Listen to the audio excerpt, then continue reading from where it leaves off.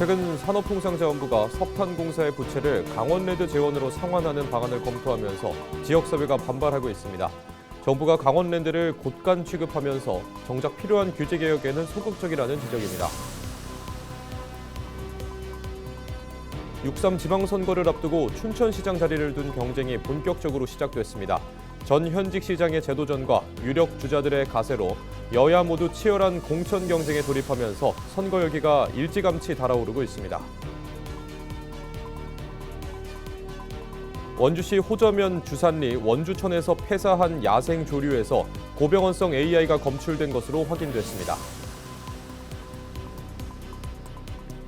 강원특별자치도 등 4개 특별자치시도가 광역시도의 행정통합에 따른 역차별을 우려하며 강원특별법을 비롯한 특별자치시도 관련 법안에 조속한 통과를 촉구했습니다.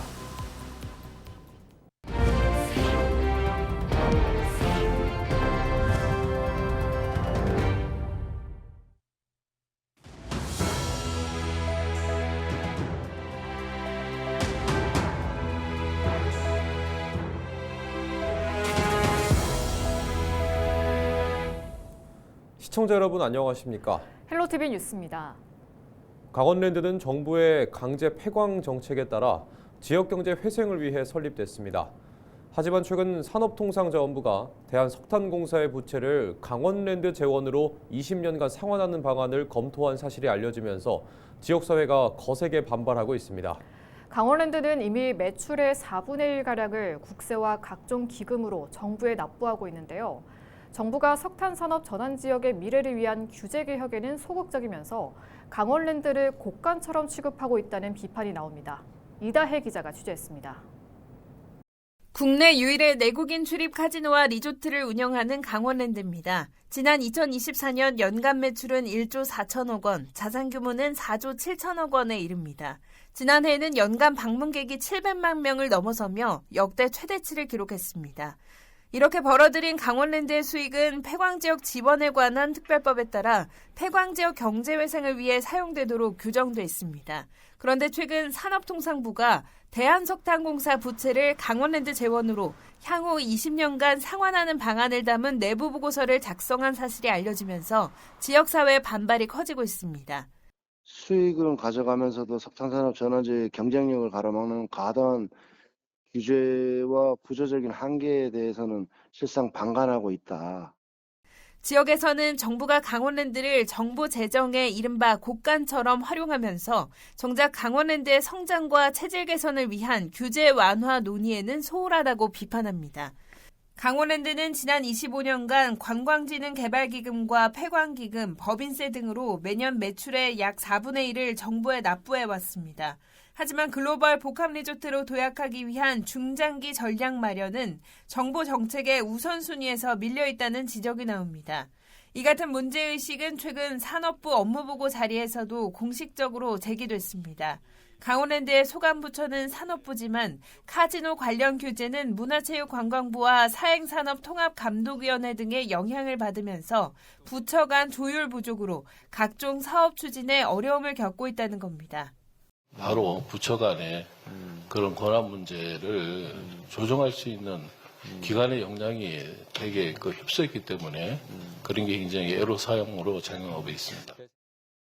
전문가들은 기금의 목적과 사용처를 종합적으로 관리할 범정부 차원의 기구를 만들고 재원 활용과 규제 개혁을 동시에 논의해야 한다고 강조합니다.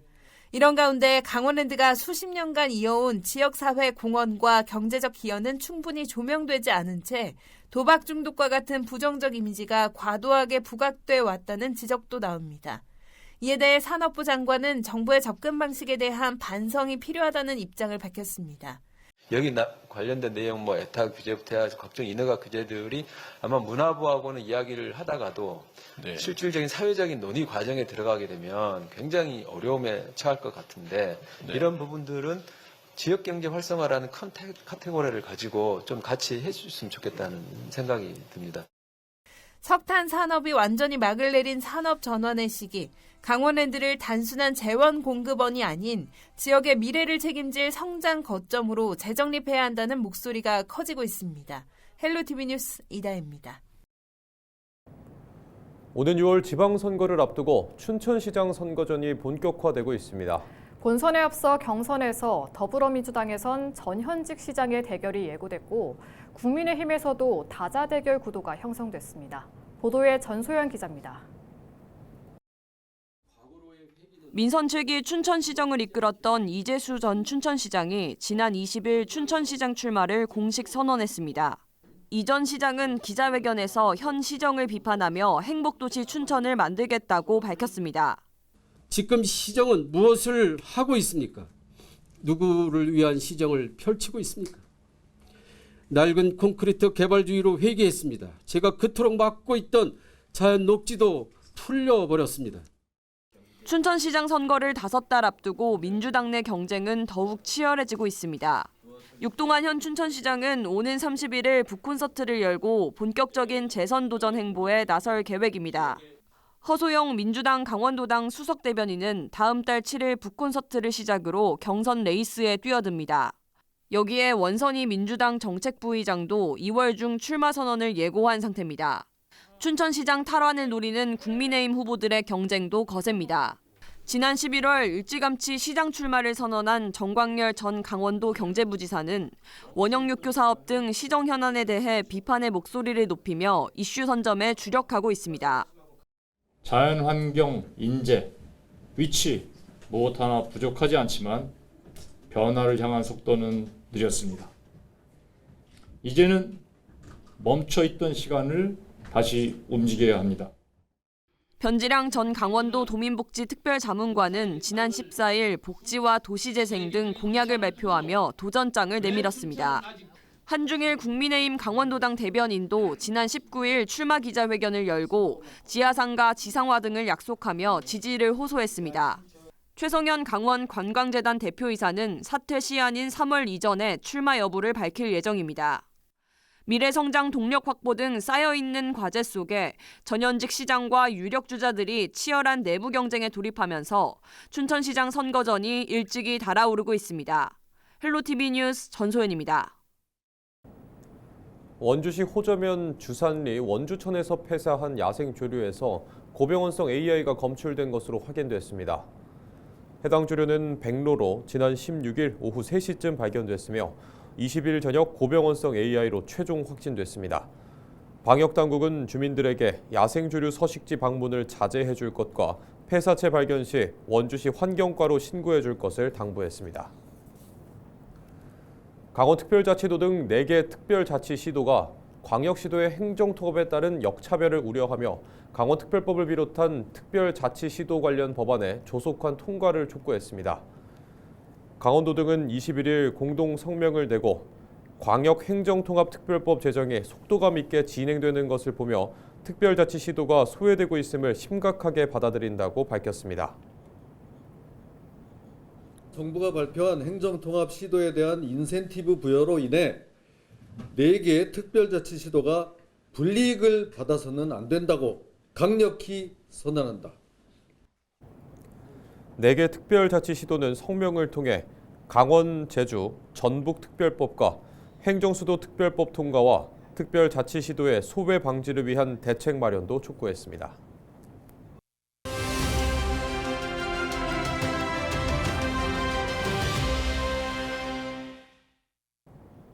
네, 요즘 바깥에 나가면 말 그대로 살을 애는 추위가 이어지고 있죠.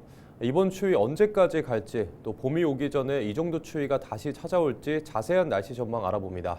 김승배 한국자연재난협회 본부장 전화 연결돼 있습니다. 본부장님, 요즘 추워도 너무 추운데요. 이번 추위 예년에 비해 어떤 수준인가요? 네, 그렇습니다. 지난 20일이 대한이었는데 절기상 원래 큰 대자 소환보다 대한이 더 추운데 최근 한 10여 년 동안 대한이 그렇게 춥지 않았어요. 그래서 소환 추위가 더 이제 우세하다 이렇게 말했는데 올해 처음으로 이제 그 본래 대한의 모습을 보였습니다. 그동안 지난 겨울을 돌이켜 보면 한 하루 이틀 정도 기온이 뚝 떨어졌다가 바로 기온이 회복되고 이랬거든요. 공기의 순환에 막힘이 없었습니다. 그런데 이번에 이제 그 1월 하순에 들어서면서 그동안 내려오지 못했던 북극의 찬 공기가 이제 남쪽으로 우리 동아시아 쪽으로 또 저 미국 쪽으로 이렇게 내려갔거든요. 그러면서 이 지역에 큰 한파를 불러왔는데 21일 아침 화천 광덕산은 영하 21.8도까지 떨어져 전국에서 가장 낮은 기온을 보였습니다. 네, 그럼 이번 추위의 원인을 이상 기후로도 볼 수 있을까요? 이번에 추운 걸 가지고 이상하다, 이상기후다 이렇게 말할 수는 없고요. 원래 이 정도 추위를 보여야 되는데 최근 들어서 안 추웠거든요. 그 안 추웠던 게 이상한 거죠. 그게 지구 온난화 때문에 덜 추웠는데 이번에 그 대한절기를 맞이해서 원래 모습을 찾은 거기 때문에 이것을 이상하다 그렇게 말할 수는 없습니다. 네, 그리고 많은 분들이 가장 궁금해할 부분이 이번 추위가 언제까지 이어지냐일 텐데요. 어떻게 전망하십니까? 이번 한파는 강하기도 하지만 오래 가기도 할 겁니다. 서울 같은 경우 22일 영하 14도까지 떨어지니까 가장 정점을 보이겠고 바로 풀리지는 않을 것으로 보입니다. 적어도 평년 수준으로 회복되려면 한 27일 정도 되면 요즘에 보이는 평년값으로 회복하니까 지금은 평년보다 낮은 그런 한파가 이어지고 있거든요. 그래서 평년 수준, 원래 모습을 찾으려면 한 26일 이후 정도가 될 거니까 이번 추위가 한 일주일 정도 지속될 것으로 보입니다. 그리고 찬 공기가 바다 위를 지나면서 만들어지는 눈구름 때문에 전라도 서해안, 또 제주도, 한라산 부근, 울릉도에서는 21일부터 24일 사이에 제법 많은 눈이 내릴 가능성이 높습니다. 네, 그리고 방금 전남 서해안과 제주 그리고 울릉도에 눈이 많이 내릴 것으로 전망하셨는데요. 이게 무거운 습설일까요? 그렇습니다. 이렇게 비교적 포근하다가 찬 공기가 내려서 눈이 내릴 때는 그 내리는 눈이 건설이 아니고 습설입니다. 그러니까 굉장히 무겁습니다. 그래서 한 5cm, 10cm만 쌓여도 비닐하우스 붕괴 이런 게 우려가 되기 때문에 비가 여러 날 내리면 좀 불편하더라도 그 비닐하우스에 눈을 걷어주고 이런 그 수고운 작업을 좀 해야 됩니다.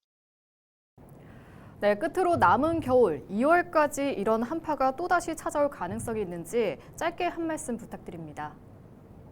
서울 기준으로 22일 날 영하 14도 떨어질 것으로 예상이 되는데 이 정도 떨어지는 추위는 없을 것으로 보입니다. 그게 이제 그 절기상 대안이 지났고 태양과의 관계이기 때문에 이거보다 더 낮은 뭐 영하 15도 아래로 떨어진다거나 이런 추위는 없겠지만 그러나 계속해서 기온은 떨어졌다 오르고를 반복하니까 이번 한파가 올겨울에 가장 추운 시점이 될 것으로 전망을 합니다.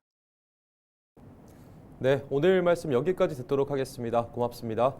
지금까지 김승배 한국자연재난협회장과 이야기 나눠봤습니다.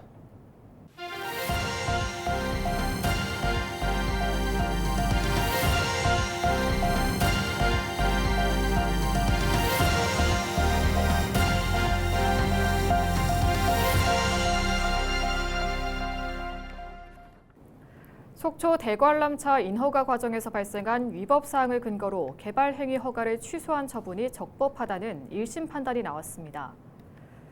춘천지법 강릉지원 행정일부는 21일 속초 대관람차 운영업체가 속초시를 상대로 낸 개발 행위 허가 취소 처분 취소 소송에서 원고 패소로 판결했습니다.